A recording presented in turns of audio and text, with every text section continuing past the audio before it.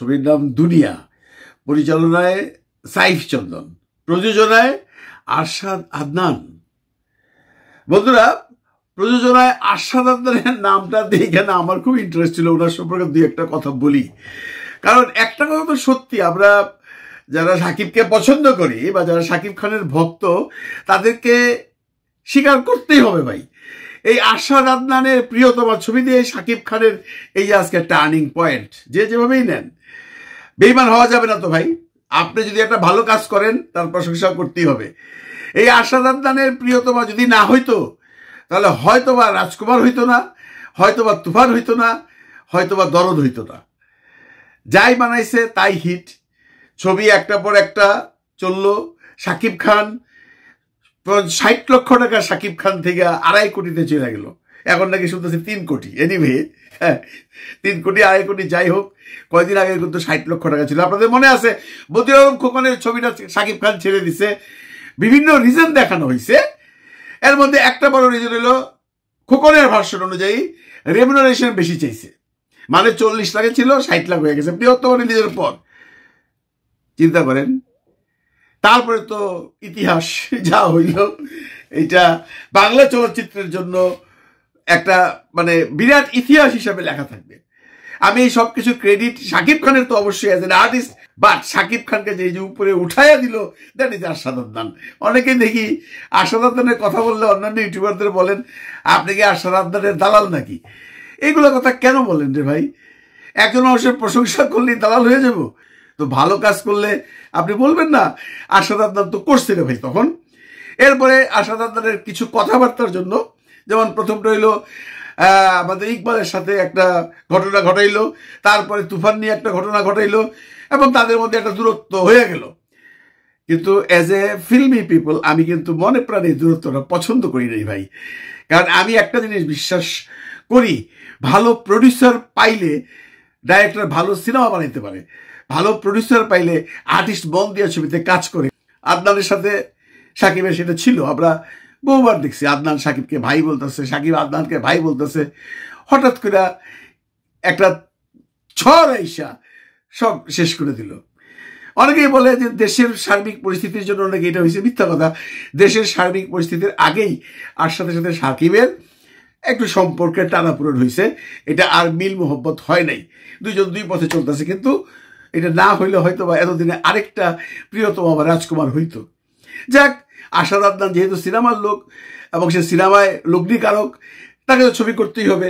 আপনারা অনেকে হয়তো জানেন না, আরশাদ আদনান কিন্তু বহুদিন যাবৎ সিনেমা বানায়, খালি ফ্লপ ছবি বানাইছে, খালি ফ্লপ ছবি বানাইছে। এই আপনার হিমেল আশরাফ ফ্লপ ছবি দিছে, এই সাইফ চন্দন ফ্লপ ছবি দিচ্ছে। তারপরে আরশাদ আদনান অনেক আশা নিয়ে প্রিয়তমা বানায় একদম পোক্ত হয়ে গেছিল ইন্ডাস্ট্রিতে। তার মানে আদনান শাকিবের জুটিটা অ্যাকচুয়ালি সুপারহিট হয়ে গেছিল, চলে গেল, বন্ধুত্ব চলে গেল। এখন আরশাদ আদনান ছবি বানাইতেছে দুনিয়া। এখন দুনিয়া নিয়ে কি বলবো ভাই? দেখেন, আমি আরশাদ সাহেবকে একটা কথাই বলবো, আপনারা যে ছবিটা কবে বানাইছেন জানি না, হঠাৎ করে এটা বাইরে গেলো, কেউ কইতে পারে না কবে শুটিং হয়েছে।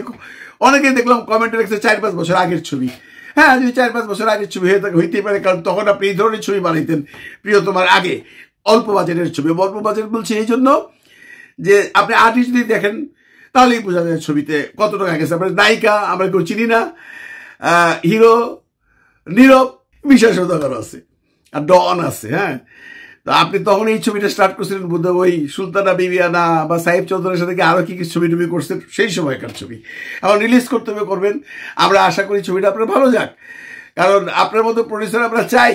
কিন্তু আরশাদ সাহেব, আজকে একটা কথা চিন্তা করেন, আপনি যদি এই ছবিটা আগে করেছিলেন ভালো কথা, আবার যদি এই ধরনের সিনেমা করেন আপনি, আমি কোনো সিনেমাকে ছোট করে কথা বলতেছি না বন্ধুরা, হয়তো বা এই সিনেমাটা সুপার ডুপার হয়ে যাবে, কিন্তু চান্সেস কম। এই জন্য যে মানুষ তো শিল্পী দেখে, তাই না?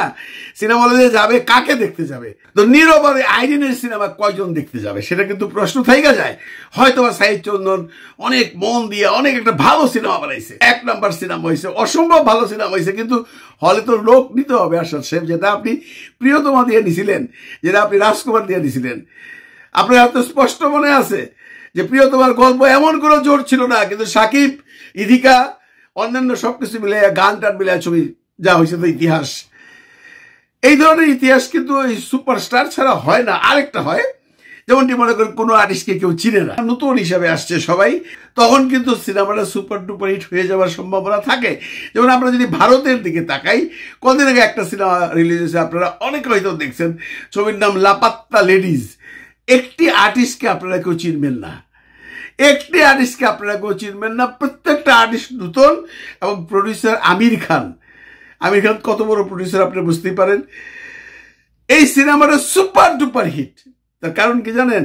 All new artist. আজকে যদি আশাদ আদনান এই ছবিটা একদম নিউ আর্টিস্ট দিয়ে বানাইতো, হয়তো অনেক ইন্টারেস্টেড হইতো যে ছবিটা দেখে আসি, কারা এরকম অভিনয় করছে। এবং তখন যদি ছবি ভালো হইতো, মানুষের কিন্তু অ্যাট্রাকশন বাড়তো। এরকম ছবি ভারতবর্ষে প্রায়শ হয়। কয়েকদিন একটা সিনেমা হচ্ছে 12th ফেইল, যদি না দেখেন ভাই।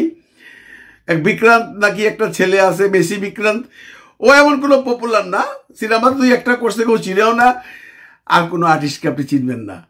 ছবি super duper hit in that sense যে টাকা দেওয়া সিনেমা বানাইছে তার 10 গুণ, 15 গুণ, 20 গুণ ব্যবসা করছে। সেটা কিন্তু আলাদা ব্যাপার।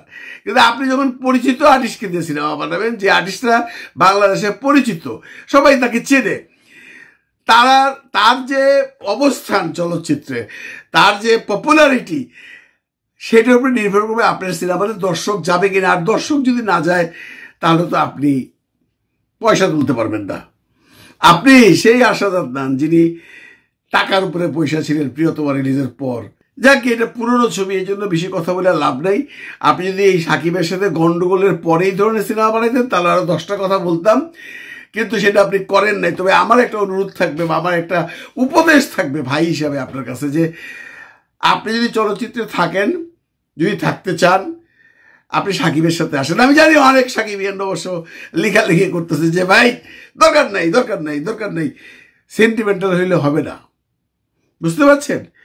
আশাদ আদনানের মতো প্রডিউসার শাকিব খানেরও দরকার আছে, আমাদের ইন্ডাস্ট্রির জন্য দরকার আছে, যে বড় বড় সিনেমা বানাইছে না, এবং তার বানানোর মতো কলজা আছে। আমরা দরকার নাই বলতেছি হুদাই তো। আপনারা যে বলেন দরকার নেই, আশাদকে আমরা চাই না, আপনার চাওয়াতে আমার চাওয়াতে হবে না। যদি কোনো কারণে আশাদের সাথে সাকিবের একটা মেলবন্ধন হয়ে যায়, ছবি হবে, তখন কিন্তু আপনি আবার প্রশংসা করবেন। অরিজিনাল যে সাকিবিয়ান আছেন, যে সাকিবিয়ান সাকিবকে ভালোবাসে, যারা সাকিবকে পছন্দ করে, তারাও চাইবে আশাদের সাথে সিনেমা করুক আবার সাকিব খান। কারণ এই জুটিটা সুপারহিট ছবি দুইটা দিয়েছে না, এরা যদি করে আবারও সুপারহিট হবে। আমরা ইন্ডাস্ট্রিতে একটা সুপারহিট ছবি পাবো। যে চলচ্চিত্রে থাকেন, আমি আবারও বলবো, make compromise with Shakib and make film with him. It will be better for you Shakib and we people also. পুরো ইন্ডাস্ট্রির জন্য ভালো হবে। ভালো থাকবেন সবাই, ভালো রাখবেন সবাইকে। খুদা হাফেজ।